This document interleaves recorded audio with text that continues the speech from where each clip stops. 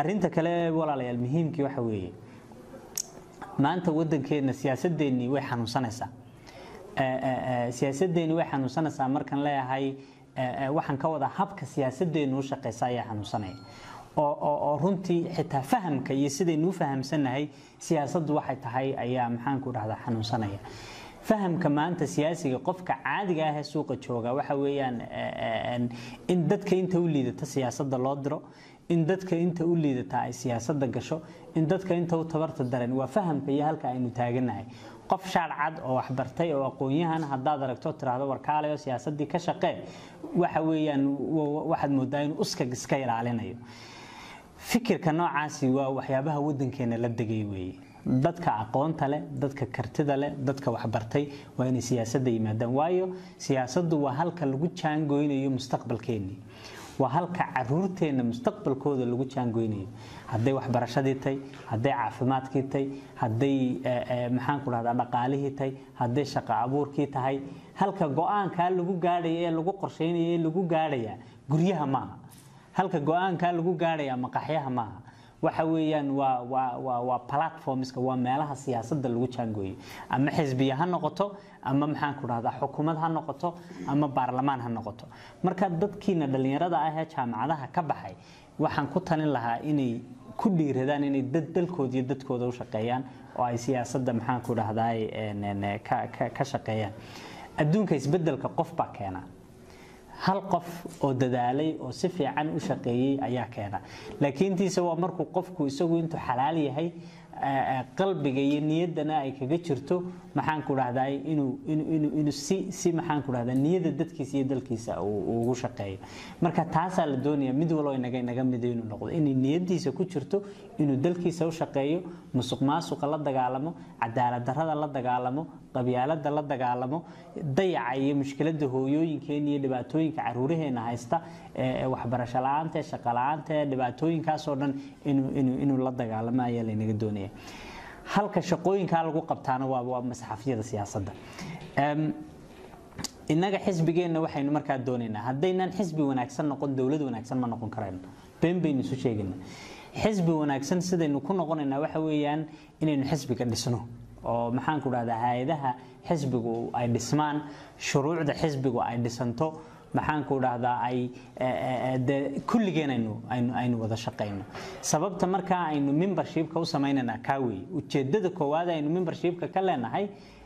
maxaan ku rahdaa idinkuna ay si diiwaan geliseen maanta dadkii kale kaga duwanaateen inay idinku yeedneen shirka idinku leeneen warbixinta idin siinayna taa weeyaan waxa weeyaan waxa noqon doontaan hadii la yiraahdo hay'adda ugu awoodda badan ee xisbigu leeyahay dadka hay'adda ugu awoodda badan ee xisbigu leeyahay qorshaha aan wadno waxay noqonaysaa xubnaha xisbiga noqonaysaa gudoomiyaha maaha xoghayaha maaha ku-xigeenada maaha musharax maaha waayo sababtoo ah hadhowta hadii la yiraahdo idinka jaangoyn doona siyaasadaha xisbiga mar walba waa la idin kala tashan doona insha Allah hadii la yiraahdo insha Allah idinka ayaa jaangoyn doona cid idin matali doonta aydan hadii la yiraahdo dooran doontaan markay shuruucdii iyo systemkii iyo habkii loo shaqeynay oo maxaan ku dhahdaa in dhameystiran laakiin markaas waa hadma waa marka idinku xubno firfircoon noqotaan waa marka idinku akaalintiini ka soo baxdaan waa marka idinka qof waloo kamidiiba uu noqdo qof xisbigii ah oo xisbigii agent ah oo shaqeynayo isaguna mar walba ka shaqeynaya inuu xubno cusub keeno maanta marka waxaan idinka doonayaa qof kasta oo xubnaha kamida xubnihii kalena waynu gaarsiinayna hadii la yiraahdo fariinna waan u direynaa insha Allah qof kasta oo xubnaha kamidii labada wiig ee soo socda inuu 5 xubnood oo kala keeno inaynu harto go'aan ka qaadano oo qofku ka shaqeeyo qofku 5 qof oo qancin kara uu helaya oo siyaasadda xisbiga uu sharaxi karo oo maxaan ku rahdaa uu sharaxi karo in xubnaha xisbigu ay xisbinimada ay muhiim u tahay waxa kale oo aan idinka doonaynaa hadii Ilaahay raahdo insha Allah in activities ay sameeyaan idinku ashirar qabataan oo maxaan ku rahdaa qof waliba degmo uu degan yahay qof waliba xaafad buu degan yahay inay isku xirantaan si marka hartu isku xidhkaasina uu wanaagsanaado waxaan sameeynaa insha Allah hadii la yiraahdo page la yiraahdo xubnaha xisbiga oo xubnuhu ay leeyihiin marka cidii xubinahuna ay maxaan ku raahdaa la garayso oo ay page-kaasi hadii la yiraahdo insha Allah ka mid noqoto oo page-kaasi noqdo meel maanta adduunka social media aad buu xoog badan yahay kulligiina social media waa wada leedihiin qof waliba waxa laga yaabaa Facebook buu leeyahay inaydun active noqotaan oo maxaan ku raahdaa Facebook-yadiinu ay muujiyaan inaydun xisbigii ka tirsan tihiin ay muujiyaan inaydun maxaan ku raahdaa siyaasadii wadanka aad danaynaysaan ay muujiyaan in fikrad iyo curin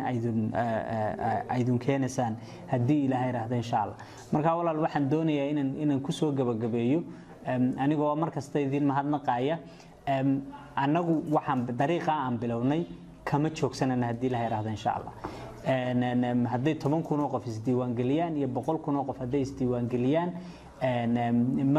hadii Ilaahay raahdo insha Allah ma ka joogsanayno waayo sababtoo ah waxaan aragnaa inay buddhig u noqonayso casriga cusub iyo waqtiga cusub iyo habka aynu doonayno xisbiyadeenu inay shaqeeyaan waxaynu doonayno inaynu qabanaa waxaynu doonayno in xisbiyada kalena inaga daydaan mana doonayno inaynu noqono golo intaynu sunimaadna anaga noo timaadaan oo amaantaan laakiin tiise waxaan doonaynaa halkii aanu iska daawanayno inay noqotaan oo maxaan ka wada iska daawanaynay halkii aan ka arkaynay dhaliishayada naloo imanayna laga saxayay albaabkaygu idin furan yahay inaan canaanataan inaydun maxaan ku raahdaa wax noo sheegtaan inaydun toosisaan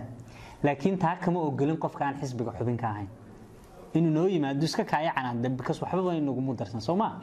qofku markuu xisbiga xubin ka noqdo waxba kugu darsada kaarka xisbigu haysta waa stakeholder weey laakiin intaanu kaarka qaadanin qofku markuu yimaado imika xafiiska igu yimaado dad badan baa yimaada su'aasha koowaad ee weydiiya waxa weeyaan xubin xisbiga makad